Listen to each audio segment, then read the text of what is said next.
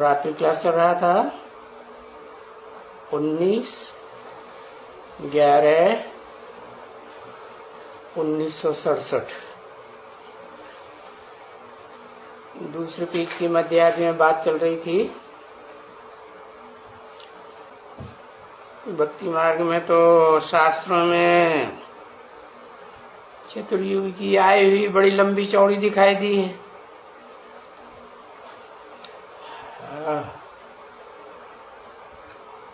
और वैसे भी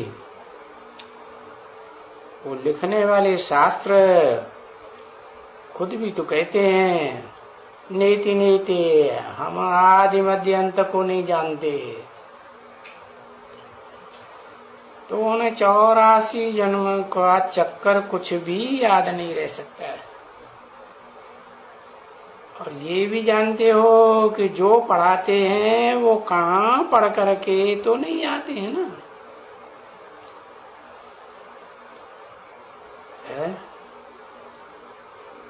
क्योंकि यहाँ तो ज्ञान सागर बाप बैठा हुआ है ना। ऐसे नहीं कि उनको कोई देहधारी मनुष्य पढ़ाता है, नहीं। वो तो मनुष्य सृष्टि का बीज रूप है। उसको कौन पढ़ाएगा? बीज माने बाप। तो बच्चे जानते हैं कि जो बीज चैतन्य होगा उनको तो जरूर सृष्टि के आदि मध्य अंत का ज्ञान है। क्योंकि बीज में तो सारा वृक्ष होता है ना। बीज से ही सारा वृक्ष निकलता है।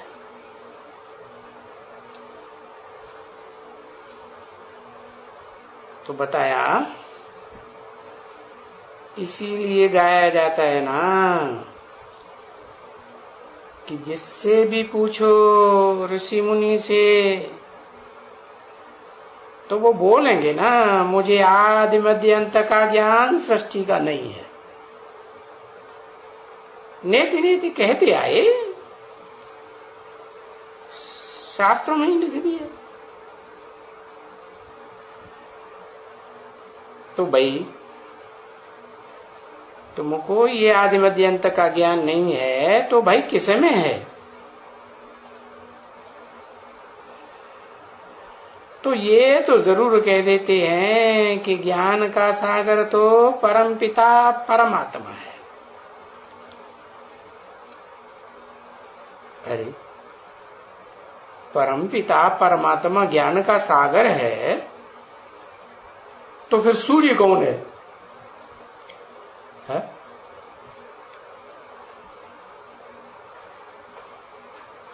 अरे सागर में ज्यादा ज्ञान की रोशनी होती है, ज्ञान की गर्मी होती है, या सूर्य में ज्यादा गर्मी होती है, ज्यादा रोशनी होती है? ज्ञान को रोशनी कहा जाता है ना। तो सूर्य में ज्यादा ज्ञान की रोशनी होती है, गर्मी होती है, और उस गर्मी को सागर सबसे जास्ती ग्रहण करता है। ऐसे तो नहीं है कि नदियां ग्रहण करती हैं जास्ती, पहाड़ ग्रहण करते हैं, पोखरे ग्रहण करते हैं, तालाब ग्रहण करते हैं, नहरें ग्रहण करती हैं, नहीं।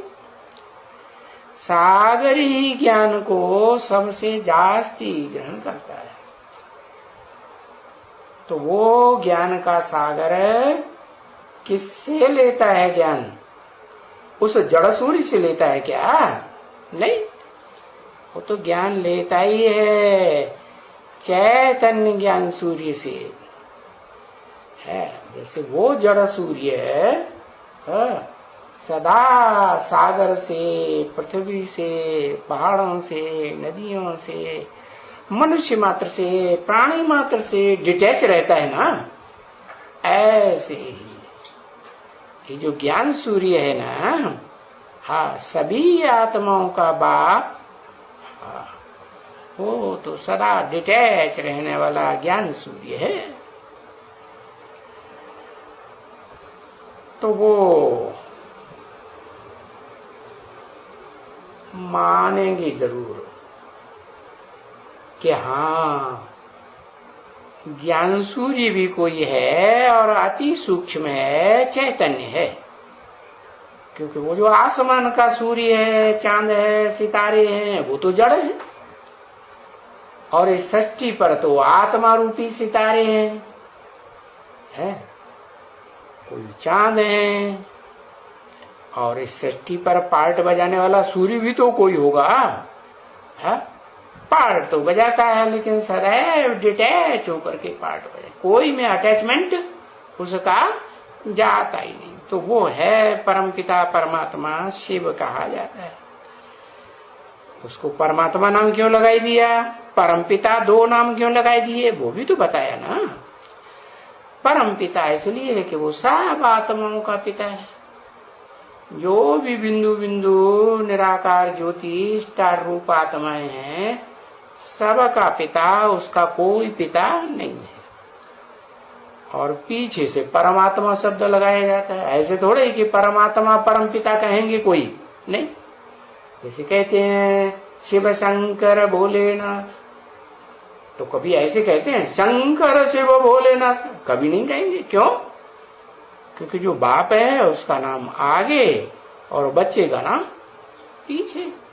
तो ऐसे ही परम पिता जो आत्माओं का पिता है शिव, वो इस सृष्टि पर आते हैं। तो इस सृष्टि पर पार्ट बजाने वाली जो भी मनुष्य आत्माएं हैं, क्योंकि मनुष्यों को ही समझाएंगे ना, क्यों? और दूसरे प्राणियों को क्यों नहीं समझाएंगे? अरे शास्त्रों में तो लिखा हुआ है कच्छ अवतार, मत्स्य अवतार, मत्स्य अवतार, बड़ा अवतार, घोड़ा अवतार, क्या क्या अवतार दिखाई दिए हैं जानवरों। अरे भाई, चैतन्य ज्ञान का सागर है, तो ज्ञान जानवरों को सुनाएगा क्या है? और जानवर ज्ञान सुनेंगे क्या, समझेंगे? अरे यहां तो मनुष्यों में प्रवेश करते हैं, उनके मुख से जो सुनाते हैं वो भी नहीं समझ पाते। ये जो चार मुखों का ब्रह्मा दिखाया है ना शास्त्रों में, तो चार मुखों का ब्रह्मा भगवान की बातों को समझता है? अगर समझता होता तो चारों मुख एक ही बात बोलेंगे ज्ञान की, कि अलग अलग बातें अलग अलग प्रकार से ज्ञान सुनाएंगे, है? एक ही बात बोलेंगे। इससे तो साबित होता है ना कि वो समझते कुछ भी नहीं। तो परम पिता तो इस सृष्टि रूपी रंगमंच पर तमो प्रधान दुनिया में कलयुग के अंत में आता है, तो ऐसी आत्मा को पकड़ता है जो जन्म जन्मांतर है, भले नीचे तो गिरती है।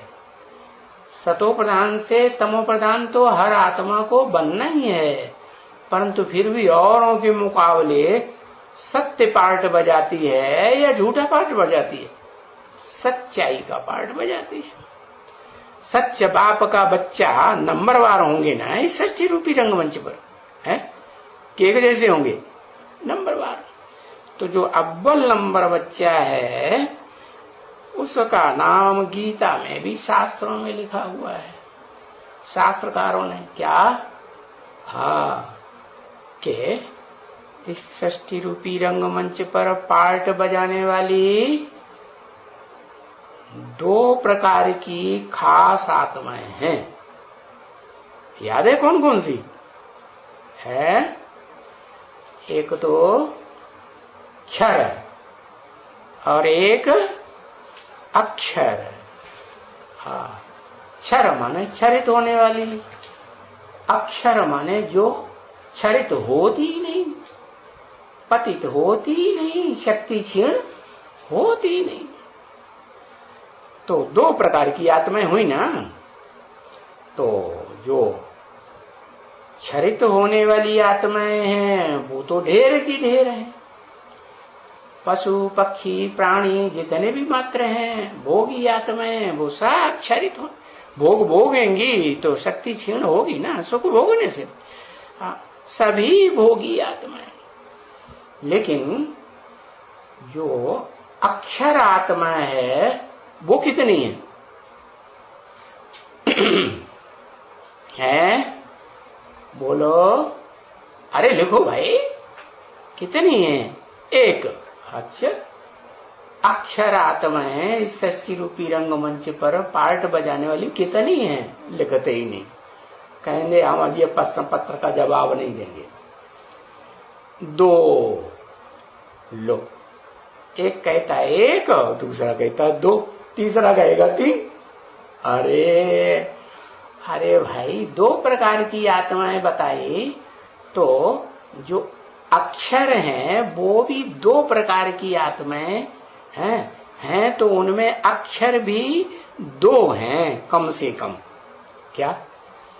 एक तो आत्माओं का बाप अक्षर, और वो इस सृष्टि रूपी रंगमंच पर आता है तो आप समान किसी को तो बना के जाएगा। हाँ, और टीचर पढ़ाई पढ़ाए और सब फेल हो जाए तो कहेंगे कि टीचर ने पढ़ाया? नहीं, टीचर पढ़ाई पढ़ाए और एक निकले first class top most university में, तो क्या कहेंगे? टीचर ने पढ़ाई पढ़ाई कि नहीं पढ़ाई? तो टीचर जो है, सुप्रीम टीचर बाप भी आते हैं तो इस सृष्टि पर आकर के बताते हैं कि बच्चे तुम आत्मा हो, ज्योति बिंदु आत्मा। जैसे मैं ज्योति बिंदु हूं ऐसे तुम भी ज्योति बिंदु आत्मा हो। तो तुम निराकारी हो। आत्मा भी जब निराकारी स्टेज धारण करती है तो निर्विकारी भी हो जाती है, निरहंकारी हो जाती, क्योंकि अहंकार तो देह का होता है ना, तो देह अहंकार भी नहीं होता। जैसे मैं निराकारी, निर्विकारी, निरहंकारी, ऐसे तुम आत्माएं भी निराकारी, निर्विकारी, निरहंकारी बन जाती है। तो अब नंबरवार बनेंगे कि सब एक साथ बन पड़ेंगे? नंबरवार बनेंगे ना। तो जो अव्वल नंबर है, जो ओटे सो अर्जुन, अव्वल नंबर का गायन होता है ना, तो जो अव्वल नंबर मिलता है बाप को बच्चा, जो है बस 7 दिन का कोर्स लिया है, अरे 6 दिन भी पूरे हुए और बुद्धि में फट से बैठ जाता है कि मैं देह नहीं हूं, क्या हूं? ज्योति बिंदु आत्मा, और आत्म की स्थिति में टिकना शुरू कर दे। तो निराकारी बाप है, तो निराकारी बाप किससे बात करेगा? निराकारी निराकारी से बात करेगा ना। और निराकारी, अरे हाथी हाथी से बात कर लेता है। चींटी है, चींटी देखा होगा ना, चींटी चल रही है, एक दूसरे से मोहड़ा मिलाती हैं, बस एक दूसरे से बात हो जाती। चींटी चींटी से बात करेगी, पक्षी पक्षी से बात करेगा। तो निराकार शिव बाप किससे बात करेगा? जो निराकार पहले बनेगा बस उसी से बात करेगा। तो वो निराकार बाप, वो निराकारी आत्मा जो बनती है, भले थोड़े समय के लिए, धीरे धीरे बढ़ेगी ना प्रैक्टिस, क्योंकि अनेक जन्मों की प्रैक्टिस पड़ी हुई है देह अहंकार की। देह से जन्म लिए हैं, देह का सुख भोगा है विकारी इंद्रियों का, तो एकदम थोड़े ही हो जाएगा। तो जैसे जैसे प्रैक्टिस बढ़ती जाती है आत्म की स्थिति की, वैसे वैसे वो निराकारी बाप शिव ज्योति बिंदु, supreme soul, heavenly God father, उस निराकार आत्मा को ज्ञान का डोज देते जाते हैं। क्या डोज देते हैं? सुनाते हैं। अरे सुनाते तो हैं ब्रह्मा के द्वारा। किसके द्वारा? हाँ, उसी के ही द्वारा सुनाएंगे जिसको मुख होगा, और मुख होने के साथ साथ कान होंगे। सुनेगा तो सबसे पहले वो ही सुनेगा ना, और दूसरों को सुनाएगा तो वो ही सुनाएगा ना। सबसे जास्ती सुनेगा, सबसे जास्ती सुनाएगा। तो उसका नाम शास्त्रों में रख दिया कर्म। कर्म माने कान। क्या वो कर्ण जो है वो किसकी तरफ से लड़ाई लड़ता है? कौरवों की तरफ से कि पांडवों की तरफ से? कौरवों की तरफ से लड़ाई लड़ता है। कौरव नाम क्यों दिया? कौ माने कौआ, रव माने स्वरूप। कौओं की तरह शोरगुल बहुत करते हैं। ये प्रदर्शनी करो, ये प्रोजेक्टर करो, ये भाषण करो, ये कॉन्फ्रेंस करो। दुनिया भर की टीवी में, चैनल्स में भाषणबाजी है। और भाषणबाजी बस उसी तरह की होती है जैसे दुनिया में आजकल प्रजातंत्र गवर्नमेंट के जो बड़े बड़े मिनिस्टर हैं, वो कितनी भाषणबाजी करते हैं कि नहीं? हाँ भाषणबाजी तो बहुत करते हैं। उनके बापूजी ने भाषणबाजी की ना, क्या कहते थे? राम राज्य लाएंगे। भाषणबाजी किस लिए की? क्या ये अंग्रेजों का जो रावण राज्य है ये खलास करेंगे और राम राज्य लाएंगे। तो उनके बापूजी की बात उन्होंने भी सीख ली और वो भी खूब भाषणबाजी करते हैं। भाषणबाजी करते करते 47 से लेकर के अब 2019 शुरू हो गया। कितने साल हो गए? पूरे 70 साल से भी जास्ती टाइम हो गया भाषणबाजी करते करते। राम राज्य लाएंगे, राम राज्य लाएंगे, दिल्ली को स्वर्ग बनाएंगे, इंद्रप्रस्थ बनाएंगे। अरे दिल्ली को स्वर्ग बनाया कि और ही नरक बनाई दिया? और दिल्ली को तो सारा भारत फॉलो करता है। सारे भारत में प्रजा बहुत दुखी हो रही है कि सुखी हो रही है? अकाल बढ़ता जा रहा है या कम होता जा रहा है? बहुत अत्याचारी राजाएं होते हैं, शासन करने वाले, तो उनके राज्य में प्रकृति जो है अकाल डाल देती है ताकि लोगों को पता चले कि ये राजाएं जो है ना कंट्रोल करने वाले बहुत अत्याचार कर रहे हैं। तो अत्याचारी राजाओं के राज्य में अकाल पड़ता है, दुकाल पड़ता है, अतिवृष्टि होती है। तो बहुत भाषणबाजी करते हैं। अब उनकी शूटिंग कौन करते हैं?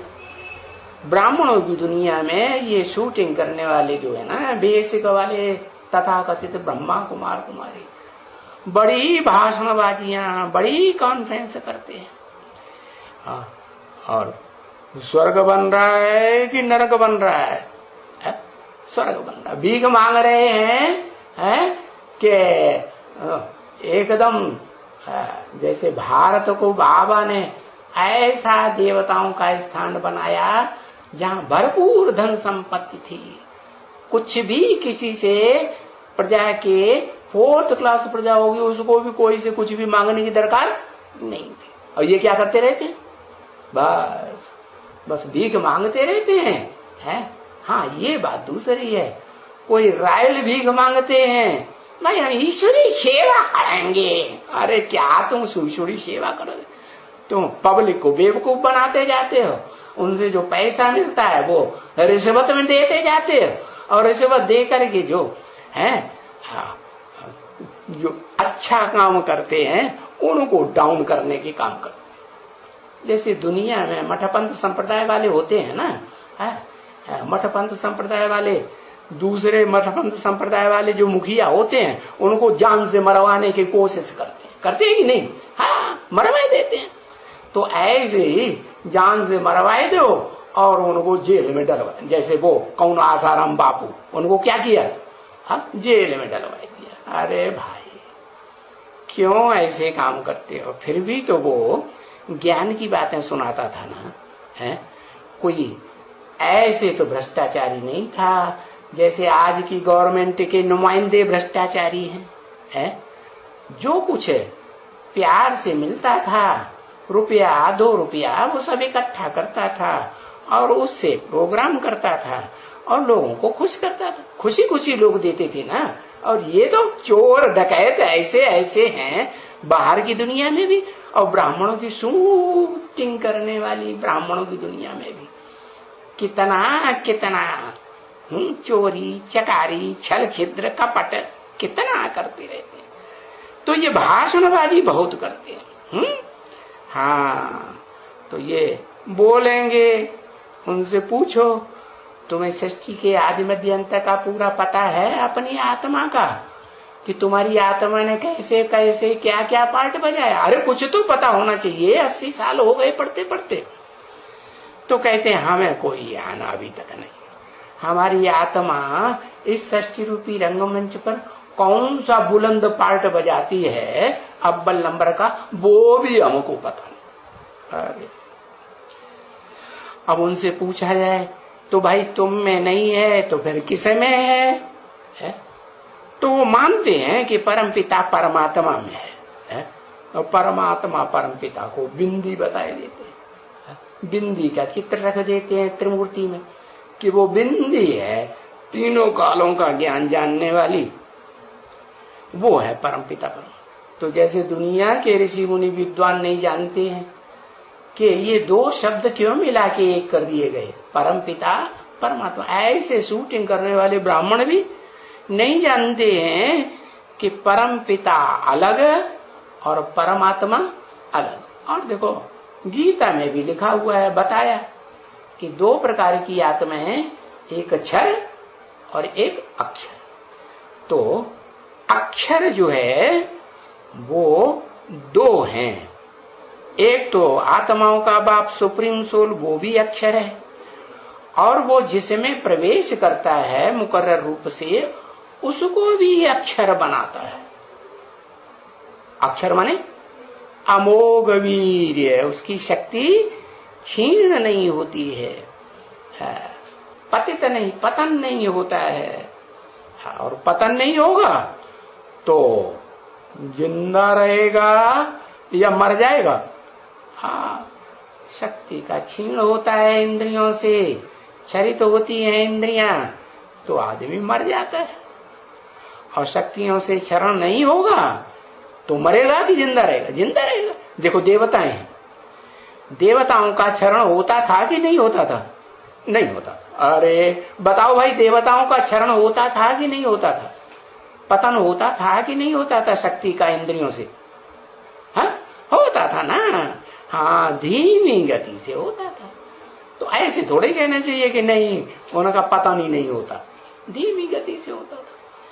तो ऐसे ही है कि इस सृष्टि रूपी रंगमंच पर जो पतित होने वाली आत्माएं, भोगी आत्माएं हैं, सुख भोगने वाली, उनकी शक्ति क्षीण होती है।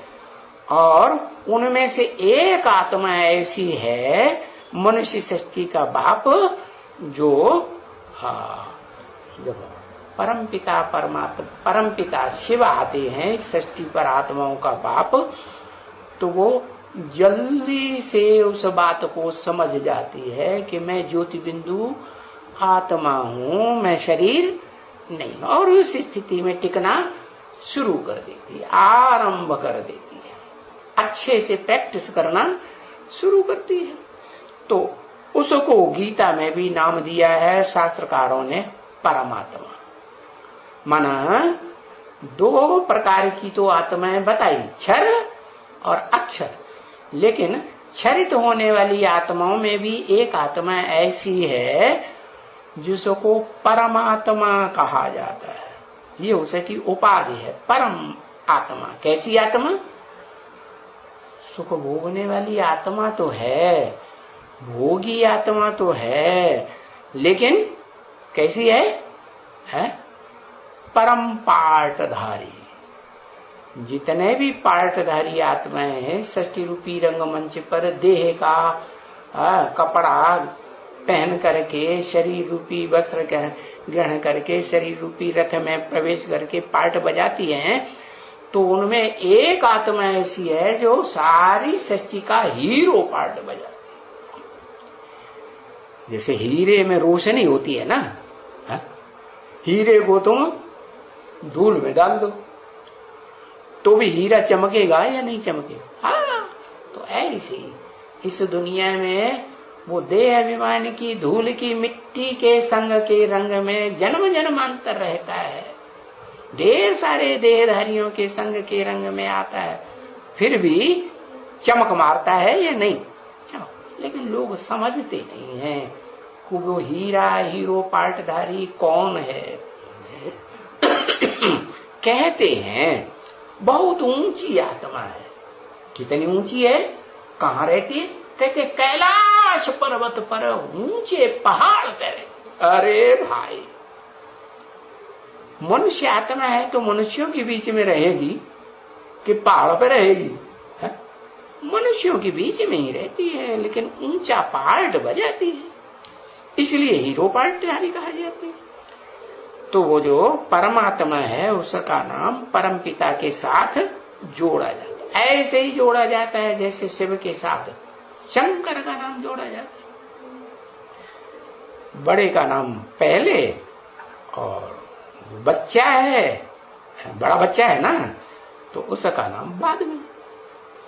तो सो भी ये तुम बच्चों को समझाया है कि वो परम पिता परमात्मा जो ज्ञान का सागर है, और तुम जानते हो कि हाँ वो सूर्य नहीं है, क्या है? सागर है। हाँ, टाइटल शास्त्रकारों ने दे दिया है, बोल दिया है कि भगवान आते हैं तो इस सृष्टि रूपी रंगमंच पर सूर्य को ज्ञान देते, माने जिसको ज्ञान देते हैं उसको अपना टाइटल दे के जाते हैं। क्या? मेरा है काम सूर्य समान, तो तुम्हारा भी ये टाइटल है। बच्चे को टाइटल मिलता है ना बाप का, ऐसे ये टाइटल मिल गया। तो तुम बच्चे जानते हो कि वो सूर्य नहीं है, वास्तव में वो सागर है। सूर्य की सबसे जास्ती रोशनी कहो, सबसे जास्ती गर्मी कहो, इस सृष्टि रूपी रंगमंच पर अगर लेने वाला है तो कौन है? वो जड़ सूर्य की रोशनी वाला लेने वाला जड़ सागर है, और चैतन्य ज्ञान सूर्य की रोशनी लेने वाला चैतन्य सागर है कि नहीं? हाँ, तो क्योंकि वो चैतन्य सागर बीज रूप आत्मा है ना, कोई जड़ सागर इतना बड़ा थोड़ा ही है। हाँ, जड़ चीज बड़ी होती है और आत्मा तो सूक्ष्म होती है। तो वो बीज रूप आत्मा है मनुष्य सृष्टि की। कैसी है? सत्य है, चैतन्य है, आनंद स्वरूप। क्या? इस सृष्टि रूपी रंगमंच पर सबसे जास्ती चैतन्य रूप में पार्ट बजाने वाली है, सबसे जास्ती सच्चाई का पार्ट बजाने वाली, और सबसे जास्ती आनंद में रहने वाली और दूसरों को भी आनंद देने वाली आत्मा है। तो वो बैठ करके समझाया है बाप ने। कौन से बाप ने? आत्माओं के बाप supreme soul heavenly God father Shiv ने ये समझाया। क्या? कि वो सागर है। नहीं तो इन सब बातों का जरा भी मनुष्यों को, उनकी बुद्धि में वो कुछ भी नहीं है, जैसे कि यानी तुच्छ बुद्धि है। हाँ, जैसे परमात्मा को टाइटल बाप देते हैं तो परमात्मा की बुद्धि को तुच्छ बुद्धि कहें? नहीं, शास्त्रों में भी लिखा है त्रिनेत्री। उसको मूर्ति को तीसरा नेत्र दिखाते हैं कि नहीं? कौन सी मूर्ति को? अरे कोई मूर्ति है जिसको तीसरा नेत्र दिखाते हैं? शंकर की मूर्ति को तीसरा नेत्र दिखाते। कोई कहेंगे अकेले शंकर की मूर्ति को थोड़े ही तीसरा नेत्र दिखाते हैं, महाकाली को भी तो तीसरा नेत्र दिखाते हैं। अरे हाँ, दिखाते हैं महाकाली को तीसरा नेत्र। वो भी तो उसे तीसरा नेत्र किससे मिलता है? किससे मिलता है? अरे बताओ, महाकाली को जो तीसरा नेत्र मिलता है ज्ञान का, वो किससे मिलता है? हाँ, वो महाकाली जो है जगदम्बा कही जाती है, और जो बाप है वो जगत पिता है। जगत पिता माने बीज हुआ ना, पिता हुआ ना। तो जगदम्बा को देने वाला कौन? जगत पिता। हाँ, तो बताया इन सब बातों का वो किसी को ज्ञान नहीं है, उनको कहेंगे तुच्छ बुद्धि। और श्रेष्ठ बुद्धि, श्रेष्ठ बुद्धि कहेंगे वो हीरो पार्टधारी की, है। जिसने बात को जल्दी समझ लिया क्या कि हम ज्योति बिंदु आत्मा हैं, हम शरीर नहीं है। अभी अपने ऊपर आओ कि बरोबर तुम्हारी बुद्धि क्या थी है? दुनिया की बात छोड़ो, दुनिया के ऋषि मुनियों की बात छोड़ दो, शास्त्रकारों की है। तुम ब्राह्मण ब्रह्मा के जो बच्चे बने हो ना, हाँ, तो अपने ऊपर अपनी बात सोचो कि बरोबर तुम्हारी बुद्धि पहले क्या थी, तुच्छ बुद्धि थी कि सालिम बुद्धि थी? क्या थी? तुच्छ बुद्धि थी। तुमको कुछ पता था क्या कोई भी चीज का? नहीं, कुछ भी पता नहीं था। वो कहेंगे ना कि अरे हाँ हमारी तो तुच्छ बुद्धि थी। कहेंगे, कहेंगे क्यों कह दिया है?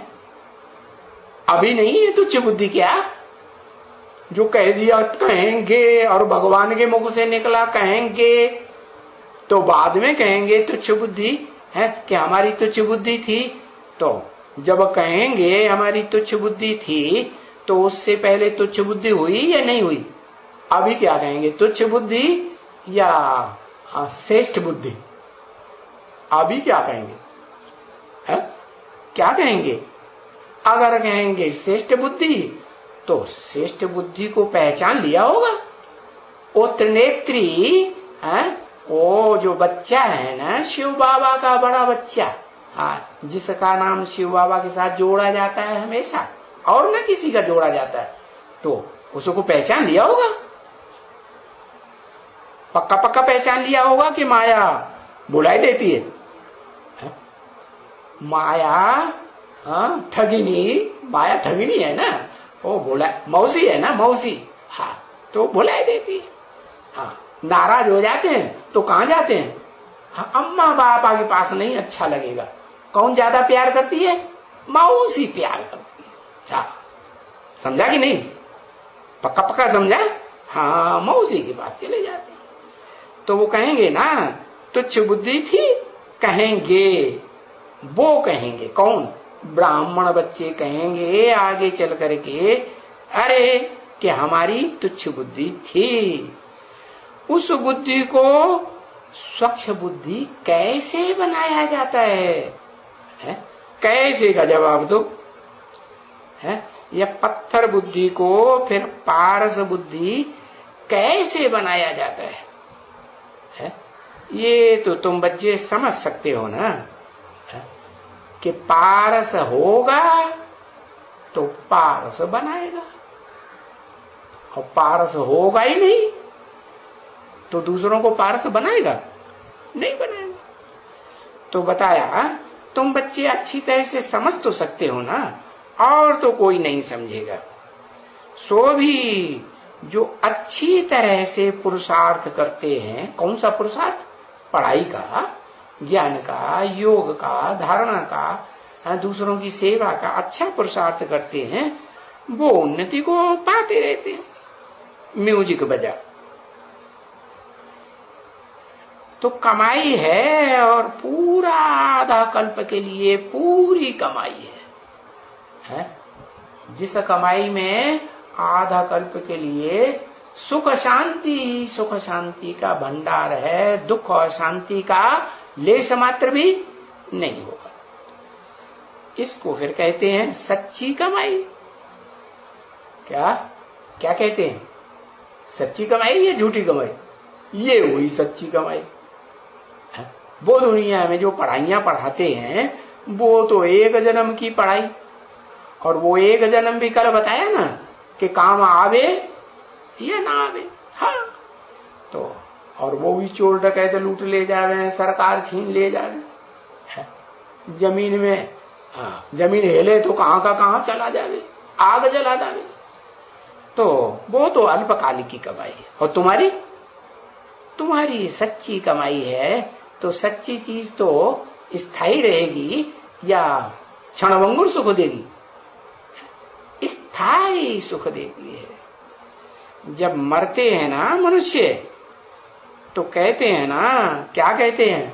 हा? मनुष्य जब मरते हैं दुनिया में तो क्या कहते हैं? हा? अरे कुछ कहते हैं कि नहीं कहते हैं? हाँ, भक्ति मार्ग में परंपरा बनी हुई है, संगम युग की यादगार परंपरा बनी हुई है। राम नाम सत्य है कहते हैं ना, ये थोड़े कहते हैं हनुमान नाम सत्य है, गणेश नाम सत्य है, महाकाली नाम सत्य है, लक्ष्मी नाम सत्य है, ऐसे कहते हैं? नहीं, क्या कहते हैं? राम नाम सत्य है, राम नाम संग है, हाँ ऐसे बोलते हैं। यानी राम नाम कौन सा राम? मेरा नाम तो शिव बाप है, बिल्ली गॉडफादर कहते हैं, मेरा तो एक ही नाम है, वो कभी बदलता नहीं। क्या नाम है? मेरी आत्मा का नाम शिव ही है, वो कभी बदलता नहीं। हाँ, और जब मैं शरीर में प्रवेश करता हूं इस सृष्टि रूपी रंगमंच पर, तब मेरा नाम बदल जाता है। तो बताया, तो मेरा नाम राम है क्या? कौन सा राम? मुझे राम कहेंगे? मुझे राम नहीं कहेंगे, मेरा नाम तो शिव ही है। हाँ हाँ, मैं राम वाली आत्मा में प्रवेश करता हूं। जैसे कृष्ण वाली आत्मा में प्रवेश करता हूं तो चार मुखों के संगठन बनाने वाला जो ब्रह्मा है ना, उसमें प्रवेश करके पार्ट बजाता हूं। चौमुखी ब्रह्मा में पार्ट बजाता ना, और जिसका कहीं शास्त्रों में है, शास्त्रकारों ने उसी चौमुखी वाले ब्रह्मा को पहचाना है, अधोमुखी ब्रह्मा को पहचान लिया। तो राम कौन सा फिर? वो तो ब्रह्मा, चौमुखी ब्रह्मा, चार मुखों वाला तो कृष्ण, सतयुग में 16 कला कृष्ण बनेगा। फिर राम कौन? तो त्रिमूर्ति में बताया कि ब्रह्मा का पार्ट बजाने वाली आत्मा कृष्ण वाली आत्मा, और शंकर का पार्ट बजाने वाली आत्मा राम वाली आत्मा। हाँ, तो राम बाप को कहा जाता है, कृष्ण बच्चे को कहा जाता है। तो सतयुग में जो बच्चा पहला पहला पैदा होगा बाप का, मनुष्य सृष्टि का बाप है ना राम बाप, तो उसका जो पहला पहला बच्चा होगा, वो है बच्चा बुद्धि, और बाप तो सालिम बुद्धि होता है ना। हाँ, तो जो ये जो राम है, वो राम उस हीरो पार्टधारी आत्मा की बात है। बाकी वो त्रेता वाला राम नहीं, त्रेता वाला राम तो 14 कला संपूर्ण, वो अभी 14 कला संपूर्ण है, अभी तो कलाहीन हो जाता है। कलाहीन हो जाता है तो फिर कलाहीन चंद्रमा होता है कि कलाहीन सूर्य होता है? अरे उन शास्त्रकारों ने तो नाम दे दिया है कि भगवान ने आकर के सूर्य को ज्ञान दिया, विवस्वत नाम दे दिया। नहीं, अरे भाई, जैसे कहते हैं कृष्णचंद्र, वैसे ही क्या कहते हैं? रामचंद्र। माने राम वाली आत्मा भी चंद्रमा के रूप में पार्ट बजाने वाली है, वो भी 16 कला संपूर्ण बनती है सतयुग के आदि में। सतयुग शुरू होने से पहले पहले जन्म में कलातीत बनती है, और जब एक्यूरेट सतयुग शुरू होता है, जहां 16 कला संपूर्ण कृष्ण का जन्म होता है, तो फिर वो भी 16 कला संपूर्ण कहेंगे कि कलातीत कहेंगे? अतीन्द्रिय सुख भोगता है? नहीं, वो भी बच्चों के साथ ही चलेगा ना। तो बताया वो राम वाली आत्मा। तो देखो, ये शुरुआत की गाई जाती है क्या? संगम युग में, पुरुषोत्तम संगम में जब बाप आते हैं तो उस समय नई सृष्टि की शुरुआत करते हैं। तो उस समय की बात गाई जाती है कि राम नाम संग चलता है स्वर्ग में। क्या राम वाली आत्मा संग चलेगी या नहीं चलेगी? कि विष्णुलोक में ही ठहर जाएगी? वैकुंठ में ठहर जाएगी? नहीं, राम नाम संग चलता है स्वर्ग में, अमरलोक में। ये तो ठीक है ना बच्ची? ठीक बात है कि गलत बात है? ठीक बात है। और बाकी तो संग है नहीं। क्या सृष्टि के आदि में जो आत्माएं एक्यूरेट सतयुग में प्रवेश करेंगी उनके साथ कौन होगा? मुखिया। अरे वो सबका मुखिया होता है ना। एक जगह से दूसरे जगह पक्षी भी उड़ते हैं तो उनका मुखिया होता है। कबूतरों को देखा, तोतों को देखा तो एक तोता आगे आगे भागेगा, दौड़ेगा, उड़ेगा। कबूतर भी ऐसे ही आगे आगे जो उड़ेगा उसके पीछे पीछे सब उड़ेगा। तो ऐसे ही भेड़ों का, बकरियों का ऐसे झुंड होता है, उनका कोई नेता होता है। तो ये भी है जो सतयुगी नई दुनिया है उसमें जाने वाला कोई पहला होगा कि नहीं होगा? हाँ, वो है राम नाम संग। किसके संग? तुम बच्चों के संग। तुम बच्चे किसे कहा जाता है? जो सन्मुख बैठ करके सुनते हैं, पढ़ते हैं, समझते हैं, उनको कहा जाता है तुम बच्चे। तो तुम बच्चे अमरलोक में जाते हो तो किसके संग जाते हो? शिव बाप के संग जाते हो? अरे शिव बाप के संग जाते हो? नहीं, किसके संग जाते हो? राम नाम संग। राम वाली आत्मा जो है, ये सृष्टि रूपी रंगमंच का बाप, हीरो पार्टधारी, मनुष्य सृष्टि का बाप, उसके साथ अमरलोक में जाते हैं। हाँ, बाकी तो और कोई संग कैसे कहेंगे? है? तो ये सच्ची कमाई शिव बाबा का नाम है। नाम राम नाम दान देते हैं। क्या भक्ति मार्ग में क्या कहते हैं? भक्ति मार्ग में नाम चलता है। वो बेचारे जानते ही नहीं नाम किस आधार पर चलता है। अरे कोई अच्छा काम करके जाते हैं तभी तो उनका नाम बाला होता है, नाम चलता है।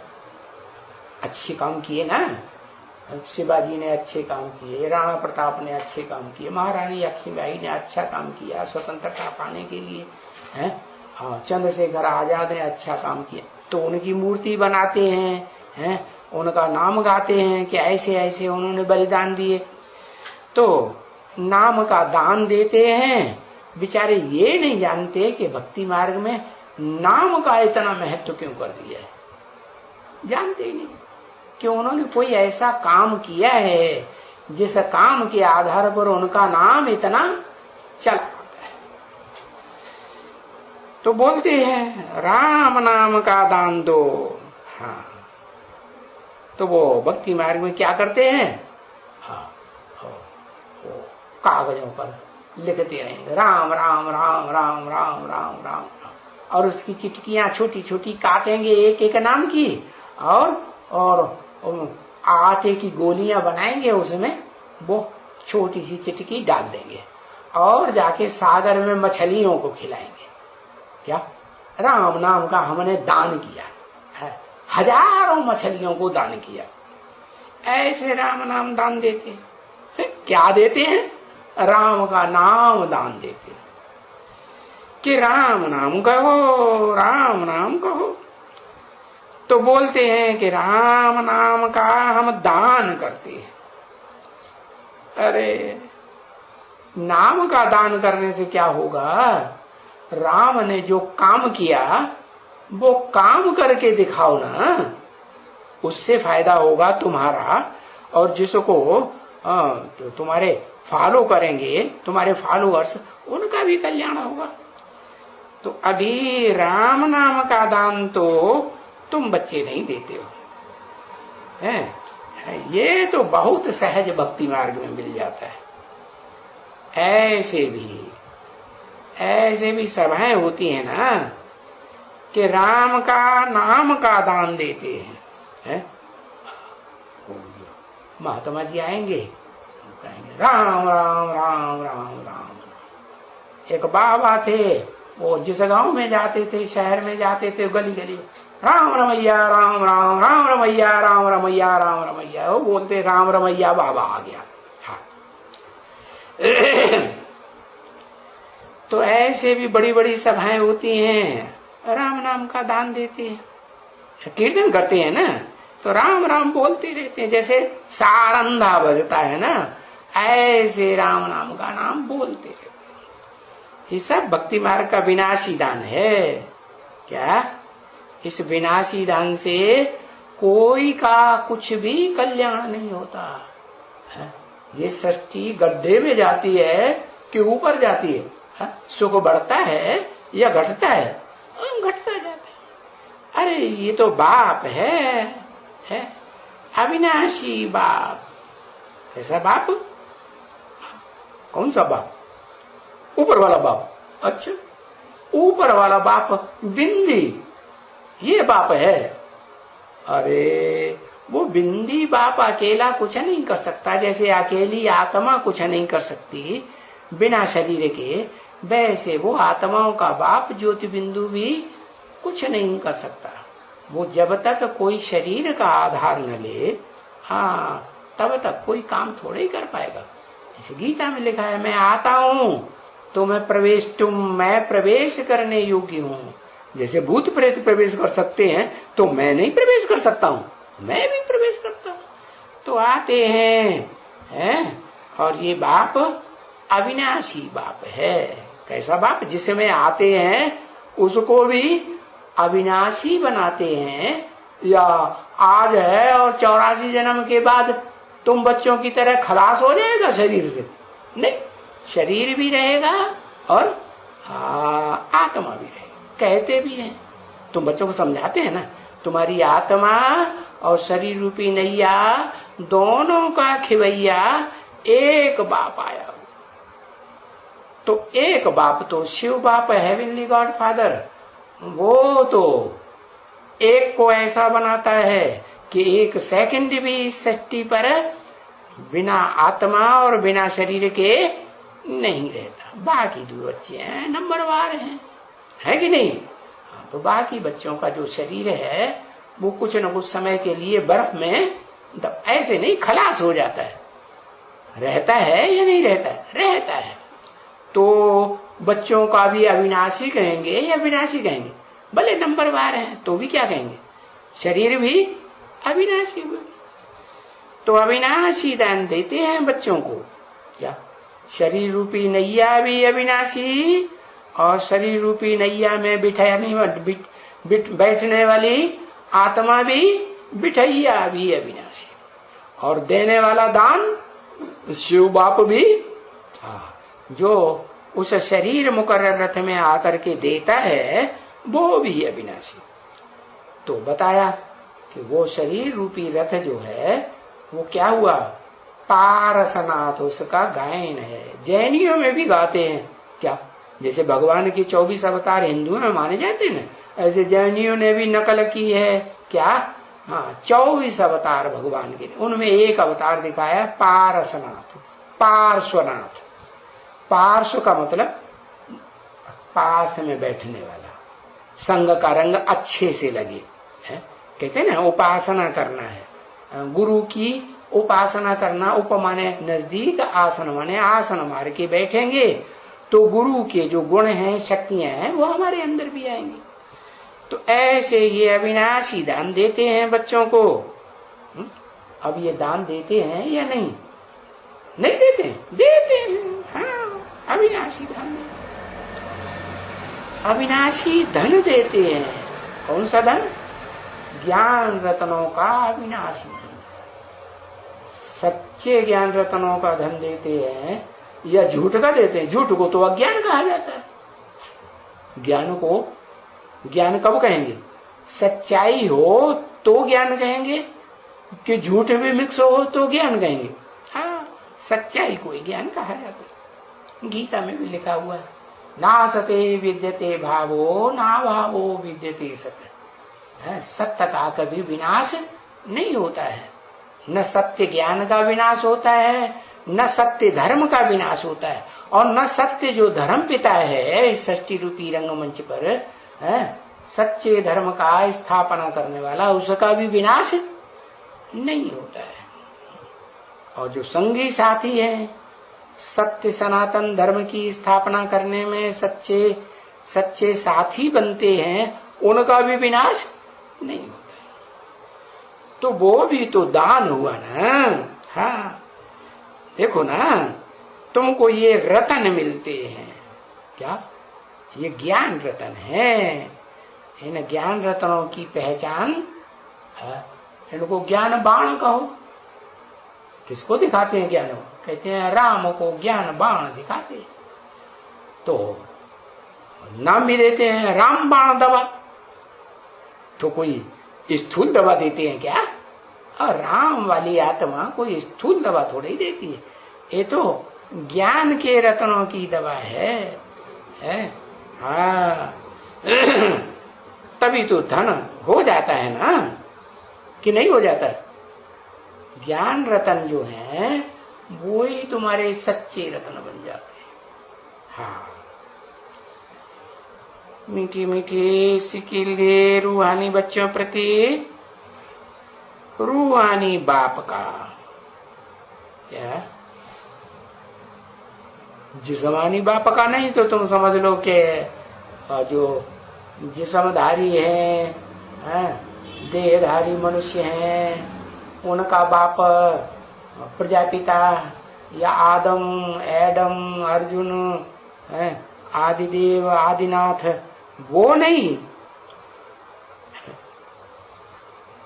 कौन से बाप का? रूहानी बाप, रूहों के बाप का याद प्यार गुड नाइट। फिर साथ में दादा का भी बोला। तो दादा के साथ रूहानी शब्द नहीं लगाते। क्यों? दादा एक होगा परिवार में या दादा अनेक भी हो सकते हैं? एक ही होगा। अच्छा, जो घर में 4-5 बच्चे हों 4-5 बच्चियां हों तो उनसे बड़े बड़े जो हैं वो उनके दादा नहीं हुए? नहीं कहेंगे दादा? अरे कहेंगे कि नहीं? हाँ तो वो सब दादागिरी दिखाने वाले हैं, बड़े बड़े अहंकारी होते हैं। हाँ उनमें सबसे बड़ा अहंकारी है वो। जब ज्ञान में आता है तो भी उसका जन्म कहाँ होता है? उसका जन्म ही होता है अहमदाबाद। क्या?